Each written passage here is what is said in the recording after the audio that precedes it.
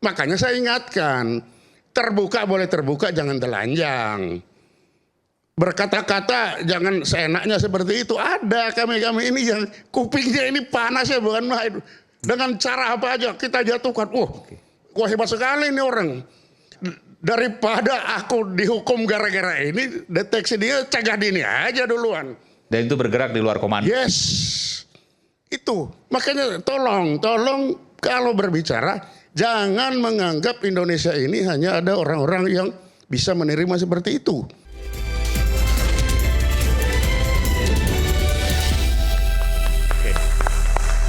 Silakan, Bung Kurnia nanti. Iya, Mas Aiman tadi nyambung dari Bang Rey tadi.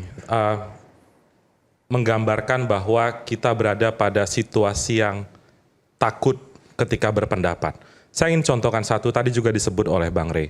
Ketika terjadi peristiwa yang amat sangat keji dan biadab saat seorang warga negara, namanya Andri Yunus, disiram air keras. Mari kita lihat apa yang dilakukan oleh pemerintah, Mas Aiman. Pemerintah langsung beberapa menteri mengeluarkan statement. Presiden juga saat acara presiden menjawab itu sudah menjamin akan diproses hukum. Lalu apa yang dilakukan atau ditindaklanjuti oleh aparat penegak hukum atas pernyataan beberapa pejabat negara termasuk presiden? Diungkap kasusnya, Mas Aiman, dalam hitungan hari. Apakah itu cukup? Banyak pendapat yang mengatakan belum cukup. Karena baru aktor lapangan, harus ada aktor intelektual, dan saat ini sedang berproses hukum. Jadi Mas Aiman yang ingin saya tekankan adalah, dalam konteks kasus penyiraman air keras, itulah sikap pemerintah untuk melindungi warga negara saat pelaku itu diusut atau diproses hukum. Mas Aiman beberapa tahun sebelumnya, praktis belum ada teror yang diungkap oleh aparat penegak hukum. You name it, apapun. Kemarin ketika ramai, tidak sampai 2 minggu kalau saya tidak salah, teror itu paling tidak ada penetapan tersangka, orangnya ditahan, pasalnya disebutkan. Ya, tapi di zaman Pak Jokowi kan air keras juga diungkap juga. Meskipun ada banyak kontroversi itu Kalau karena kita aktor lihat, utamanya belum diungkap. Betul. Ada banyak kontroversi. Saya tidak. Pertanyaannya adalah Bung Kurnia, mau di peradilan militer apa di peradilan sipil? Ya, itu kan perdebatan selanjutnya. Bukan perdebatan, sikap pemerintahnya bagaimana? Saat ini sudah berada di auditor militer, Bang Rey. Kalau kita mengacu, saya izin sedikit menggeser ke isu tadi ya Bang Aiman ya. Soal perbedaan pandangan peradilan militer, peradilan umum. Secara hukum Mas Aiman, peradilan apapun bersifat terbuka kecuali dalam kasus-kasus tertentu. Jadi bagi pemerintah ingin memastikan apapun persidangan yang mau dipilih militer, nanti, mau koneksitas, yang mau sipil, penting persidangan itu harus bersifat terbuka. Oke, ini Mas Aiman, ini bukan sesuatu yang harus ditepuk tangankan oleh penonton, Mas Aiman. Karena ini bukan penegasan dari pemerintah. Saya hanya membantu mengucapkan apa yang ada dalam undang-undang, Mas Aiman. Jadi pada posisi itu, Mas Aiman. Artinya kan Bung Kurnia nggak ada yang istimewa di situ. Betul. Karena sudah dasarnya jenis peradilan apapun harus terbuka kan. Betul. Nah kembali ke persoalannya, peradilan militer apa peradilan sipil? Nggak, Ya, apapun saat tadi ini disebutkan proses yang penting terbuka. Enggak, kalau itu nggak perlu dijelaskan karena udah sifatnya. Enggak, kekhawatirannya apa kalau seandainya sipil atau militer? Kalau terbuka kan sama saja. Saya kan nggak usah jelaskan. Kan nggak usah saya jelaskan kekhawatirannya, udah di mana-mana orang memintanya supaya dilakukan di peradilan sipil. Justru butuh, ya saya berikan pencerahan kepada saya. Saya sekali lagi ya, harus kita kemudian minta mendudukan masalah ini secara objektif. Kalau itu terbuka, artinya wartawan bisa meliput. Kalau wartawan bisa meliput, artinya bisa disiarkan semua. Walaupun mungkin nanti ada delay dan seterusnya karena ada aturan pengadilan. Besok Mas Aiman, siapapun yang menonton acara Mas Aiman ini datang ke pengadilan manapun, semua bersifat terbuka dan seperti pengadilan itulah yang nanti akan terjadi terhadap pelaku penyiraman air keras terhadap Andri Yunus. Clear? Ya kan saya sudah menyatakan tadi bahwa itu bukan poinnya. Karena dimanapun Anda adili, mau di peradilan umum, di peradilan militer, koneksitas, sifatnya terbuka. Oke. Pertanyaannya nggak di situ, mau di peradilan sipil apa peradilan militer? Ya, kekhawatirannya Si adalah korban sudah menyatakan sebaiknya di peradilan sipil. oke. Nah, sikap pemerintah bagaimana? Jangan bilang dong ini perdebatan. Ya, bukan, maksud saya belum melihat ada substansi yang kalau seandainya militer atau tidak atau sipil, selama itu terbuka, maka bagi saya jurnalis tidak ada kekhawatiran. Kalau ada kekhawatiran di sisi Anda, silakan disampaikan. Kan saya sudah mengatakan tadi, Bung Aiman, sang korban juga meminta ini dilakukan di peradilan Ya, sipil. oke. Kita ke teks yang lain, silakan. Oke, makasih Pak Iman. Ini pas Anda nggak menjawab pertanyaan saya, Bung Rey. masuk ke penyiraman air keras. Ya. Disinilah yang ingin saya sampaikan. Orang hanya melihat dia betul anak-anak ini menyiram air keras. Sudahkah melihat mengapa mereka melakukan itu? Mari kita lihat Vermont waktu itu, apa yang terjadi. Bagaimana Andre ini anak didik saya, bagaimana dia masuk saat itu di sana. Ini kesalahan fatal bagi militer-militer yang menjaga di luar itu. Masuknya ke dalam apa? Pak Ponto, sorry saya potong sedikit. Pak Ponto ini berapa kali di media ngomong Andri Yunus ini anak didik Bapak. Iya betul. Maksudnya Bapak bisa jelasin ya ketemu di mana? Ya, karena ketemu banyak di orang Kontras, nanya, Pak. emang betul? Saya bilang ya. Nah, itu betul. Jadi Andre anak di sana ketemu di Kontras karena Pak Haris. Begini, saya jelaskan. Saya pernah jelasin ke salah satu jurnalis. Yang kenalin berarti Bang Haris? Ya. Enggak, saya nggak tahu, saya nggak pernah kenalin. Jadi paling tidak Pak, kita saya nggak pernah punya- kenalin Pak Andri sama Pak Ponto. Pak Ponto pernah diundang ke acara Ya. Kontras. Oke. Tapi seingat kami, Andri belum ada di Kontras waktu itu. Oke, sekarang begini aja. Mau diakui atau tidak, yang jelas saya ingin menjelaskan bahwa saya dengan Andri dekat. Andri sampai datang ke Sangir. Melihat masalah Pulau Sangir yang ada. Ini sebelum masalah- kejadian ya? Iya, sebelum kejadian. Jadi kalau itu mau dianggap tidak ada, enggak ada masalah. Oke, ya, itu Ya. substansinya oke itu. Tapi bagi Apa yang saya sampaikan? hanya ingin Ya, mengingatkan poinnya bahwa apa? saya dengan Andri punya hubungan Oke, baik. selanjutnya. Itu aja. Mau dibilang itu karena anak didik atau bukan ya terserah. Bagi Ya. saya anak didik, kalau sana juga tidak, ya tidak apa-apa juga. Ya. Yang itu satu. Oke, Yang silakan. kedua, yang saya lihat, bagaimana Vermont itu bisa masuk. Ini anak-anak yang jaga ini apa akibatnya? Terhukum. Oh, Dilihat enggak? kenapa bisa ada penyusup? Lah ya itu dia. Dihukum oleh Terlihat komandannya, enggak? oke. Dan ini tentara terhukum. Oke. Ketika mereka terhukum, apa yang di otaknya? Siapa yang akibat ini begini ini nih? Satu jawabannya, balas dendam. Nah makanya hanya itu. Ya meskipun secara objektif balas dendamnya nggak Oh apple to itu urusan kedua bagi mereka. Nggak ada urusan. Gara-gara dia aku terhukum. Apa terhukum? Kenaikan pangkat tertunda. Sekolah tertunda. Kemana-mana tertunda. Sekalian sudah tertunda sekalian aja. Itu tentara. Itu psikologis tentara begitu. Nah setelah ini terjadi apa? Kalau dibilang ini adalah operasi, Andri tidak akan pernah ada kalau itu operasi dilakukan oleh Bais. Tapi karena ini dilakukan oleh anak-anak yang basisnya itu adalah balas dendam, ya itu akibatnya. Dia dihukum, tidak ada urusan, dia mati aja dia terima kok apalagi hukum. Dan hukum terbuka pasti. Di mana hukumannya? Pengadilannya pasti di pengadilan militer. Mengapa? Karena sampai hari ini hukum acaranya pelaku tindak pidana militer di peradilan militer. Dari awal saya sudah ingatkan kalau memang mau Andre ini punya hak sipil, kita koneksitaskan aja. Sayangnya koneksitas itu adalah militer dan militer pelakunya. Itu baru koneksitas. Tapi militer dan sipil. Sipil, ya. Tapi kalau militer, korban sipil belum ada. Awal-awal pertama saya udah ingatkan, kita koneksitaskan dengan apa? Dengan Perpu. Apa susahnya Perpu? Harus presiden yang ngeluarin. Ya, bisa kan? Kalau memang itu ingin supaya ini ada hakim sipil. Kalau dia masuk peradilan koneksitas, maka akan ada 2 hakim sipil, 1 hakim militer. Silakan, tapi kan tidak.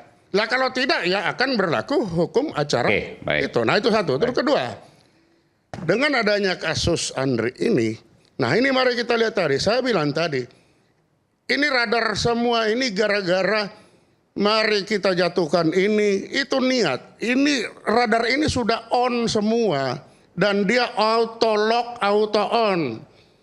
Nah kalau ini tidak diselesaikan dengan baiknya, takutnya lagi ada yang onnya otomatisnya lebih cepat berjalan. Tapi Pak Ponto bilang seperti ini membuat masyarakat sipil kita termasuk wartawan jadi takut loh Pak. Loh ya ini apa adanya saya katakan, gara-gara apa? Gara-gara ada kasus air keras ini. Makanya perlu saya ingatkan. Makanya kalau bicara tolong ingat, jangan menganggap semua orang itu bisa mengerti. Ada bagi orang-orang intelijen yang kalimat-kalimat atau kata itu sakral. Nanti kalau seandainya ada operasi seperti lagi, walaupun itu operasi hanya segelintir orang, yang disalahin pemerintah pusat, yang disalahin presiden, kan begitu nanti Pak? Ya itu dia, makanya bilang. Ini kan pemikiran pendek, pikiran pendek. Iya, memang, makanya saya sampaikan, memang pendek, kalau enggak pendek nggak masuk tentara dia, jadi sarjana. Iya, Banyak sarjana Pak tentara Pak, Nah, dokter, makanya profesor. kalau orang pendek pikiran masuk sarjana, mainan ini udah mau meledak dia bikin mainan kok. Makanya saya ingatkan, terbuka boleh terbuka, jangan telanjang. Berkata-kata jangan seenaknya seperti itu. Ada kami ini yang kupingnya ini panas ya, bukan main. Dengan cara apa aja kita jatuhkan. Wah hebat sekali ini orang. Daripada aku dihukum gara-gara ini, deteksi dia cegah dini aja duluan. Dan itu bergerak di luar komando. Yes, itu. Makanya tolong kalau berbicara jangan menganggap Indonesia ini hanya ada orang-orang yang bisa menerima seperti itu. Coba belajar dari yang lain, yang belajar deteksi dini, cegah dini. Kalau ada niat sebelum niat terlaksana, kita aja jatuhkan. Kan kesulitan kita itu adalah membuat standar mana yang layak dan tidak layak. Itu mari standarnya. kita belajar sama-sama. Itu ya kan? Mari kita belajar untuk saling menghormati. Jaga kata-kata itu tadi. Itu dia Pak Ponto. Itu coba. Standarnya itu apa? Ya artinya kalau seandainya ada proses dispute sengketa di sini, maka proses hukum yang dilakukan oleh Bung Iwan itu menjadi jalan tengah. Ekstrimnya yang disampaikan oleh Pak Ponto, bukan itu masalahnya. Bentar. Bahwa ada ekstrim yang tadi disampaikan, yang meskipun saya juga antara yakin tidak yakin masa iya seperti itu. Tapi kemudian ada juga yang harusnya nggak boleh, jangankan disakiti, dilaporkan aja nggak boleh. Jalan tengahnya adalah Bung Iwan. Kan seperti itu kurang lebih. Bukan. Saya kira kesimpulan Anda juga agak keliru itu, Bung. Anda bilang nggak boleh dilaporkan. Pak Ponto akan ada gerakan yang bisa melakukan secara tindakan inisiatif pribadi. Jadi itu bukan itu solusinya. Solusinya adalah pertanyaannya begini. Setiap anggota TNI patuh pada perintah. Kalau ada anggota TNI yang melakukan tindakan di luar perintah, artinya ada persoalan di pendidikan. Enggak begitu juga, Pak. Nah, itu dulu. Tidak, itu tadi makanya kita ada standar. Yang seperti kata-kata itu. Sebab standar yang Bapak Ponto itu apa? Bagi kita kata-kata menjatuhkan. Iya, bagi Pak Ponto itu masalah. Iya, masalah. Jadi nggak bisa dibuat standar pribadi untuk standar umum. Nah, itulah akibatnya orang kalau berbicara di depan umum, tolong Pak. Persis seperti yang pernah. Pak Ponto persis seperti saya jelaskan dikit. Pak Ponto hanya menyampaikan bahwa ada segelintir kecil sekarang yang terlatih sebentar, yang kemudian punya seperti itu, makanya itu hati-hati. Tapi itu bukan melarang Pak ya. Ya saya enggak melarang, berbicara silakan. Sekarang aja. Bung Aiman, di antara semua ada hal kita itu. sekarang Silakan ini. aja, saya kan enggak bicara. Sekarang di antara semua pembicaraan kita ini, mana yang kira-kira tidak menyinggung orang dan bisa membahayakan gitu. Siapa yang bisa bayangkan? Bisa membahayakan maksudnya? Bukan. Itu pertanyaan kan? Mana kira-kira yang tidak menyinggung apa yang disebutkan oleh Dan bisa berujung pada bahaya gitu. Iya. Kan? Oke. Gimana Pak Kita Ponto? nggak tahu. Yang kata-kata sakral tadi itu menjatuhkan. Iya, makanya itu yang bagaimana kita menjatuhkan dengan cara apapun. Orang ini sudah harus dijatuhkan. Wah, kok enak ini seperti begini. Nah, kita tugas pokoknya menegakkan kedaulatan, menjaga ketuhanan wilayah, melindungi segala bangsa. Itu otomatis. Loh kok menjatuhkan? Nah sebelum dia jalan kita jatuhkan dulu yang bicara ini, kan begitu. Iya, yang saya maksudkan itu apakah tidak ada semacam pendidikan utuh untuk menjelaskan kepada mereka? Oh ya ada. Ada Pak. Artinya ada situ, Tapi Pak itu, Ponto. makanya saya kasih contoh kan air keras Betul. tadi. Itu Karena yang ada air keras tadi saya kasih contoh. Gara-gara air keras ada begini. Lalu sekarang ini tinggi sekali bagi tentara itu, sangat tinggi. Iya, itulah yang menurut saya. Sehingga sensitivitasnya itu sangat tinggi. Itulah yang menurut saya Pak Ponto, yang kalau mengutip istilah presiden itu perlu ditertibkan. Nah makanya yang ngomong ditertibkan supaya kan yang ditertibkan yang ngomong. Kalau dia enggak ngomong ya kita juga diem.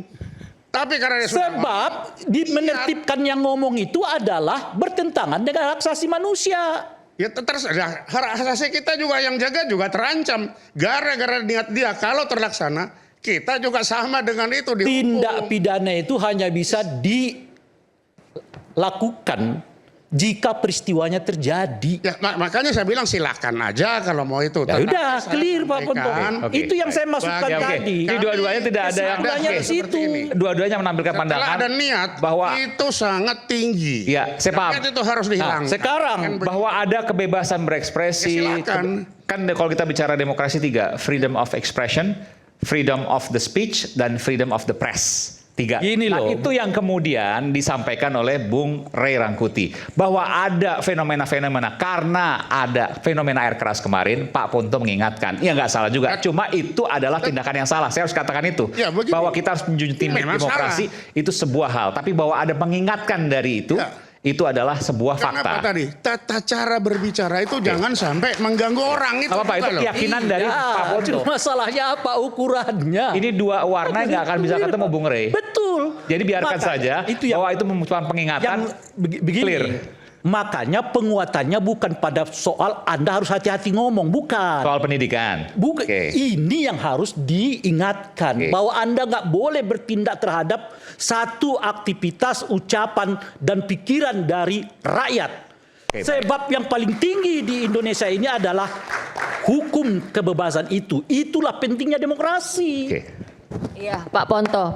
Jadi bukan tugas rakyat untuk mencari diksi yang paling tepat.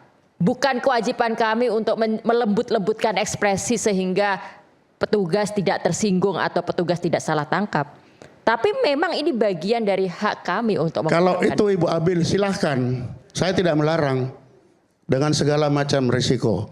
Apapun tentara itu adalah manusia yang punya hati, punya nurani, punya standar.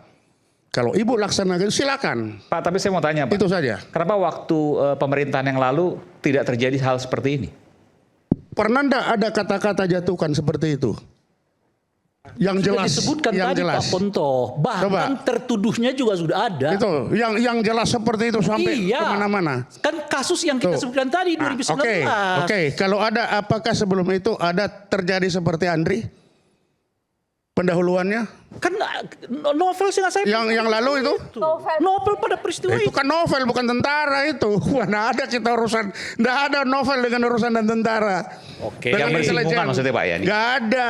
Oke. Novel itu bukan Oke. urusan Yang intelijen itu. Yang Pak Nggak ada cerita. Pak Ponto mengatakan pelakunya. Iya. Bukan peristiwanya kan? Ya pelakunya. Oh aja. iya. Bersinggungan. Peristiwa nggak Kalau bersinggungan dengan dibilang tentara. itu berhubungan dengan novel. Pak Ponto menanyakan Tidak ada nggak ada seperti ini? hubungan Ya, kalau militer dengan peristiwanya novel. ada, kasus novel. Ya, tapi Nah, nggak itu bersinggungan. Tapi bukan- apakah pelakunya Beda. tentara? Ya kan. Itu beda. Itu, makanya. Tidak ada. Kalau Andri peristiwanya jelas ada.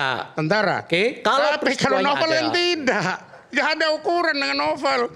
Itu urusan dia sendiri. Saya mau bicara gini, nggak bakal ada habisnya kalau diuji pakai zamannya siapa, pelakunya siapa. Kita ini sebagai republik harus punya batas, Pak Iman. Ya kan? Bahwa orang sipil itu dia harus merasakan kebebasan di negerinya. Ya. Termasuk juga kebebasan bergerak, bertemu dengan siapa, berkumpul dengan siapa, berbicara, berbincang-bincang, perbincangan warga. Nah, negara tugasnya menjamin itu. Negara nggak boleh dia head to head sama warga.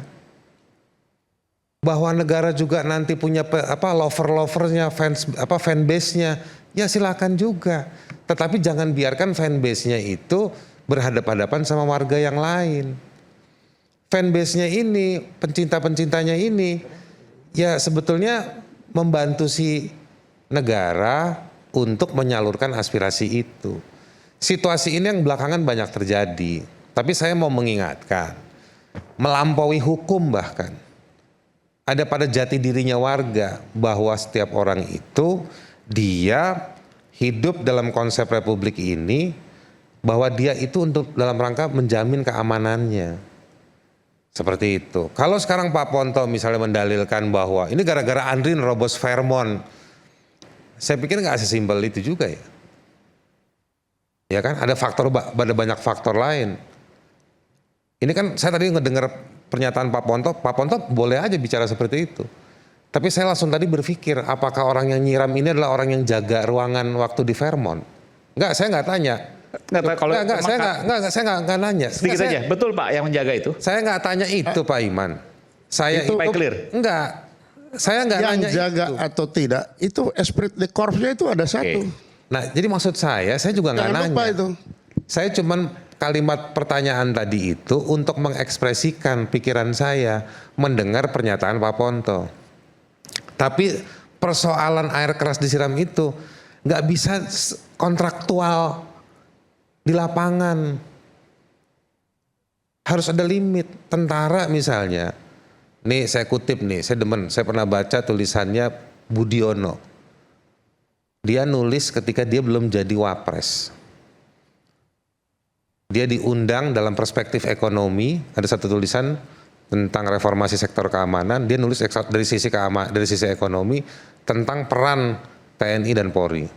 Singkatnya dari yang saya baca, Budiono menyatakan bahwa polisi dan tentara itu public goods. Milik publik lah. Milik publik. Oke. Milik publik artinya dia tugasnya ngemban tugas negara memberikan keamanan dan pertahanan. Jadi harus ditunjuk, harus disiapkan alat untuk mengontrol. Saya agak ngeri kalau pakai tesis cara berpikirnya Pak Ponto. Pak Ponto ini emang saya tahu orangnya belak-belakan dari dulu. Nah tapi seolah-olah ya lu jangan sakitin tentara. Ya nggak bisa Pak. Nggak bisa.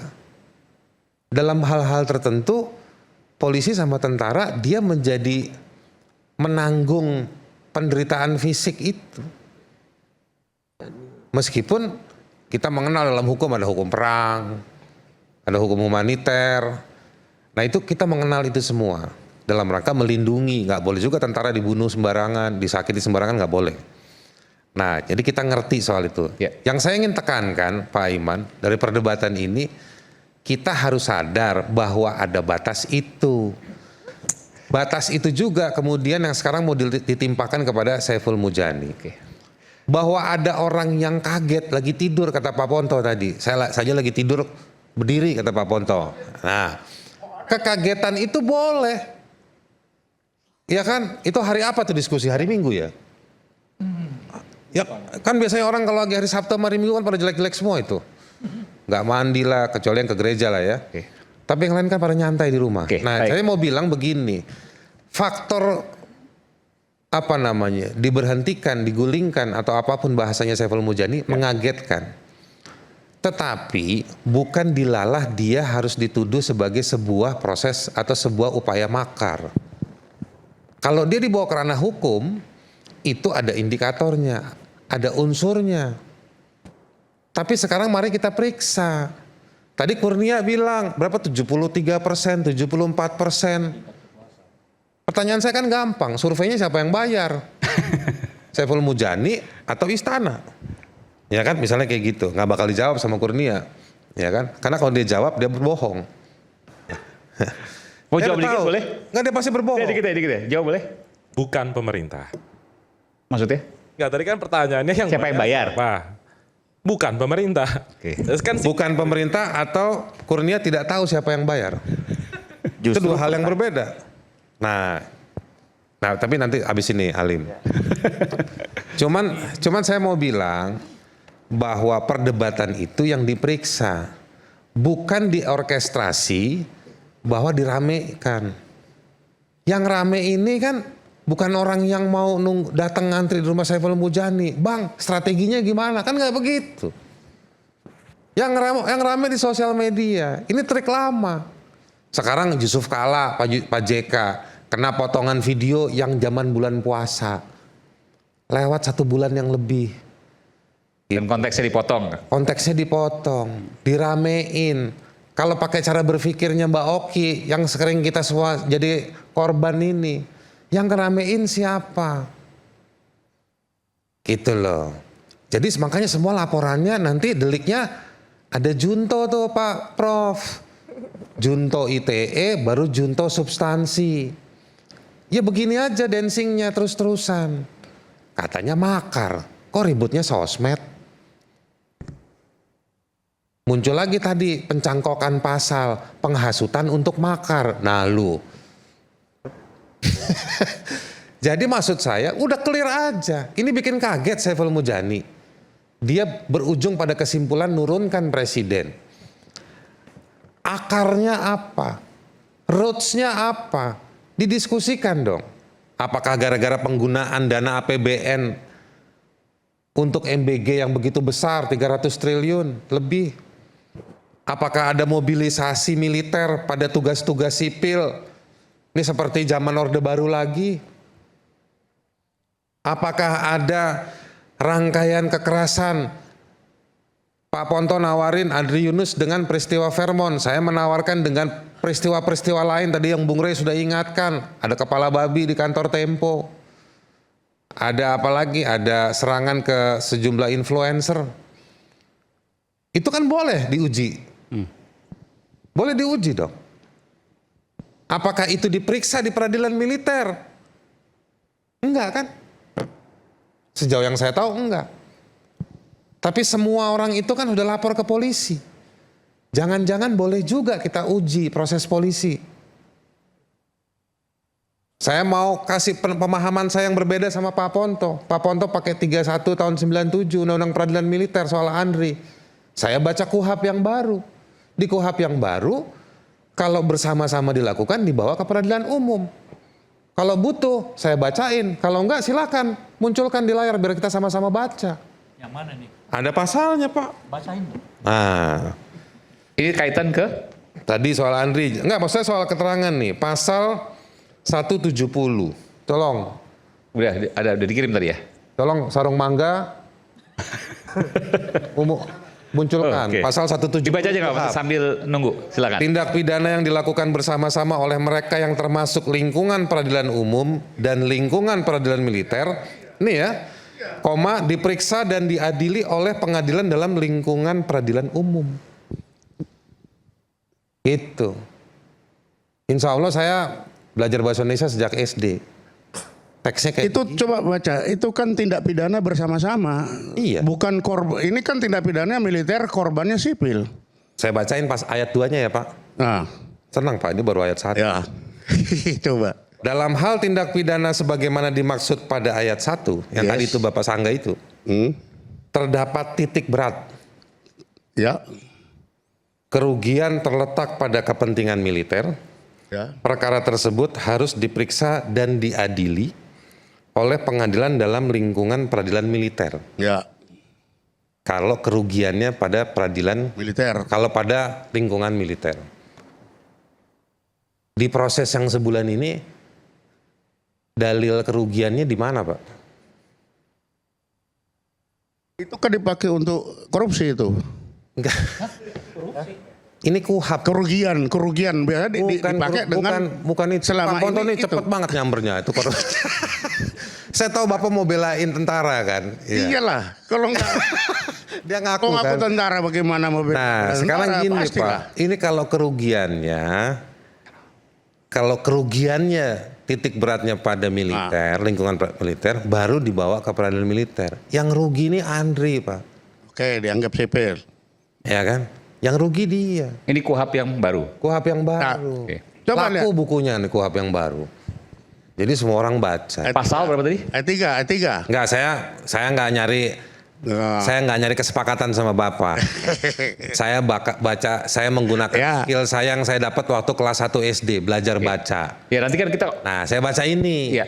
Sejauh yang saya tahu, kerugiannya ada pada Andri, bukan pada militer. Nah, ini pun kita baru debat 2 ayat. Kalau Anda baca di ayat-ayat berikutnya, Ada nggak penjelasannya Bung Hari? sabar, 171, 172. Oke. Itu ngomongin soal baik. cara. Nanti kita bicara soal ini di Coba next topic. nanti, Tapi kita balik, bicarakan. saya cuma Oke. mau bilang ke perdebatan ini, Saiful Mujani nggak terpenuhi bahwa dilaporin sama abang kita nggak ada masalah. Tapi secara psikologis itu memberikan dampak. Mungkin nggak masuk di dampak 73% yang Kurnia bilang. Tapi kan 73% bukan 100%. Ada 23% orang yang mungkin ketakutan. Yang melihat ini tidak seimbang.